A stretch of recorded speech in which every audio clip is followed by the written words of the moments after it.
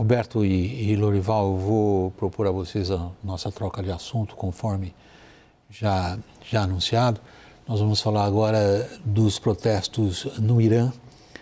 Lá o regime bloqueou o acesso da população inteira praticamente à internet e isso é função dos protestos. É uma tática conhecida. Todos os grandes protestos, a internet no Irã virtualmente deixa de funcionar. O que está se contestando nesses protestos, como foi também nos protestos mais recentes, é a própria natureza do regime teocrático e a autoridade de Ali Khamenei, o máximo líder. O governo iraniano, pelo seu lado, como fez outras vezes também, acusa os Estados Unidos de estarem por detrás dos protestos.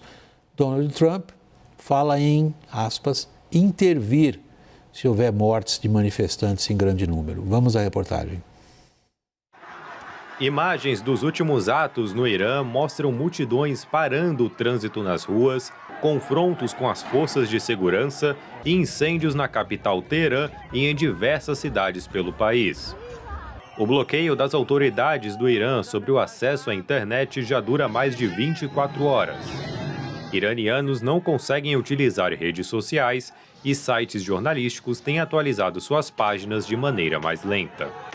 O uso de receptores de internet via satélite é ilegal no país e VPNs não conseguem furar o bloqueio. A única possibilidade é tentar se conectar a redes internacionais ao longo das fronteiras iranianas. O Ministério da Informação do Irã disse que o acesso à internet foi interrompido devido a circunstâncias vigentes no país. A HRA, organização dedicada aos direitos humanos no Irã, contabiliza ao menos 62 pessoas mortas em meio aos protestos que já duram quase 2 semanas. As manifestações começaram no final de dezembro como uma revolta de comerciantes de Teherã contra a situação econômica. O Irã está pressionado por sanções ocidentais motivadas pela suspeita sobre o programa nuclear do país, e a inflação anual já ultrapassa os 40%. Porém, logo os atos começaram a contestar os poderes do líder supremo do Irã, Ali Khamenei, cuja autoridade está acima do presidente Massoud Pezeshkian. Vivendo nos Estados Unidos, Reza Pahlavi, príncipe herdeiro do último Shah da Pérsia, deposto com a Revolução Iraniana de 1979, tem instigado os iranianos a tomarem as ruas do país.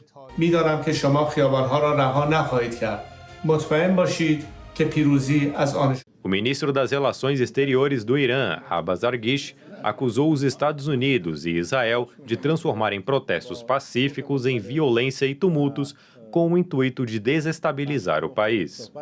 Em pronunciamento nesta sexta-feira, o líder supremo do Irã pediu aos jovens que protagonizam os protestos que protejam a unidade do país e acusou os atos de violência de serem ordenados do exterior. با خون چند صد هزار انسان شریف روی کار آمده.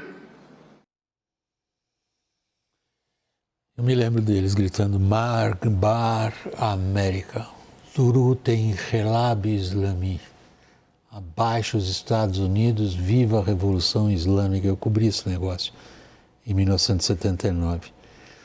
Não parece que foi ontem não, parece que está sendo tudo de novo.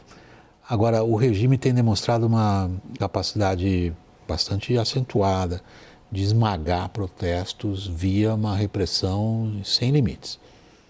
Fez isso recentemente, você mesmo vinha apontando esse fato ontem à noite nos produtos aqui da casa, Lorival, quando houve realmente uma onda inédita de protestos em função da morte da moça que foi presa porque estava usando a vestimenta de forma equivocada, na opinião da polícia local, e o regime triunfou. É muito difícil daqui a gente dizer, desta vez perderá ou triunfará. A balança parece pesar mais para o lado da repressão? Sim, porém eu acho que o regime está mais fragilizado do que nunca por causa do aspecto geopolítico, né? Assim, o regime sofreu golpes muito duros de Israel e dos Estados Unidos. O regime perdeu muito os seus dentes no Oriente Médio e isso repercute internamente a percepção, né, de poder, de solidez. E é um regime cuja legitimidade se baseia muito no papel regional que ele exerce, não é verdade, William? Quer dizer, qual uma das justificativas principais para a continuidade da teocracia iraniana é a defesa do Islã, a defesa dos palestinos, ser um anteparo... Sobretudo xiita. Ser um anteparo de Israel, dos Estados Unidos e tal. E ficou claro que ele não é um anteparo coisíssima nenhuma, que Israel vai lá e basicamente faz o que quer dentro do território iraniano, né? E os Estados Unidos também. Então, acho que isso compõe, é um elemento novo, na verdade. Em 2022, quando teve os protestos relativos à Mahsa Amini, que foram os últimos deles, não havia ainda uma situação como essa. E a gente está vendo o resultado aí, a gente está vendo cenas que a gente nunca tinha visto. Segundo imagens não verificadas, aparentemente colocaram fogo na estátua do Qassem Soleimani, que é o grande herói do regime, no mausoléu do Khomeini. De novo, eu insisto, eu não tenho como ter certeza de que isso aconteceu realmente. Mas mausoléu do Khomeini nos arredores de Teherã. Eu vi imagens disso, é um tabu violentíssimo. Né? Enfim, e na cidade de Mashhad, a cidade do Khamenei, do líder espiritual, está havendo incêndios, protestos que nunca aconteceram lá. Dá uma sensação de um certo descontrole. Que eles podem retomar controle? Podem, mas o custo vai ser tão alto em termos humanos, né, de mortes e, portanto, de indignação, de revolta, que esse regime sairá mais enfraquecido disso, se é que ele sairá. Quando e nós estamos aqui superficialmente comparando as coisas na posição que nós estamos aqui a essa distância e com a dificuldade que a gente tem de ter informações lá de dentro, há superficialmente dois fatores novos.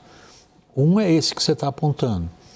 A gente viu dessa vez os protestos virem de fora para dentro. Normalmente os protestos começavam nos arredores da Universidade de Teherã e se espalhavam pelo país. Dessa vez foi o contrário. Apesar do peso dos bazares, apesar do peso dessa classe média empreendedora no Irã, que sempre foi determinante na política local. Os bazares, se eles gostam de um presidente ou não, aquilo lá tem uma enorme influência, inclusive para os mulás e os ayatolás. Agora, esse é o primeiro fator. O segundo, Alberto Pfeiffer, é essa figura que toma um pouco conta do noticiário internacional. E difícil de avaliar o quanto o príncipe herdeiro, o Pahlavi, tem de capacidade de arregimentação interna. Qual é a sua avaliação? O príncipe herdeiro Pahlavi é a Maria Corina Machado do Irã, digamos assim. Ele tem pretensão a recuperar o trono que foi de seu pai, mas talvez não tenha condições, talvez não, certamente tem baixas condições de organizar a estruturação, a reestruturação do país.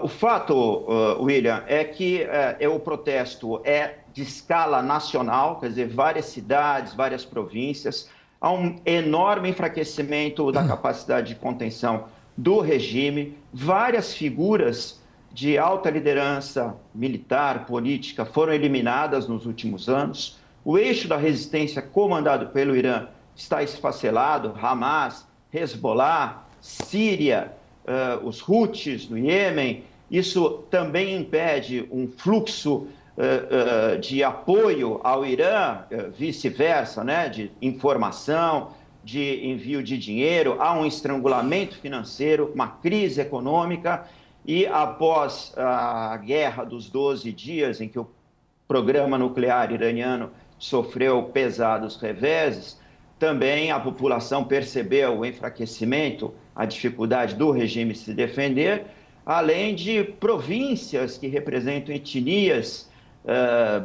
não majoritárias encontrarem possibilidade, o Baluchistão, o Kurdistão, de promoverem maior autonomia, maior emancipação. Então, é um momento extremamente delicado. É claro que haverá pretendentes ao retorno aos seus postos políticos, como você mencionou, o Reza Pahlavi Filho, mas essa equação do que viria após a eliminação ou após a saída da teocracia ainda está em aberto. Não se tem claramente uma geometria das forças políticas viáveis no Irã. O ponto principal nesse momento é perceber até onde as manifestações serão contidas, se o governo agirá com toda a mão de ferro e reprimirá essas manifestações a ponto de justificar alguma ação externa. Os Estados Unidos já disseram que pretende fazer caso a algum tipo de limite seja ultrapassado. E, igualmente, William, é importante notar que o Irã, um país grande, 92 milhões de habitantes, ocupa uma posição geopolítica extremamente sensível. A saída da teocracia do regime altera completamente a lógica regional, altera a lógica global. A saída da força xiita abre um vazio que vai ser preenchido por Israel, pela Arábia Saudita, todo um rearranjo. É um evento da maior importância e que afetará também o Brasil, pelas conexões comerciais que nós temos. Importamos 20% da ureia do Irã, somos grandes exportadores de soja, de milho, de produtos alimentícios. O Irã controla rotas logísticas muito importantes no Golfo Pérsico, o Golfo Arábico, o Estreito de Hormuz. Enfim, é um evento de proporções mundiais, a eventual caída da teocracia iraniana. Que capacidade o Trump tem de influenciar isso? Para a gente terminar. Acho que é um país muito complexo, o Irã, né? Assim, acho que nenhuma potência externa tem capacidade de, primeiro, de ditar os rumos de uma revolução como essa, uma tentativa de revolução ou de contra-revolução, né, como essa, e muito menos de organizar as forças políticas do Irã num regime que seja funcional. E no Irã também, depois de tantos anos, né, de teocracia, não existem forças de oposição organizadas e tal. Então, acho que eu não consigo ver nenhum arranjo possível de um pós-queda de um regime como esse. Então, é algo realmente imprevisível e potencialmente, acho que caótico.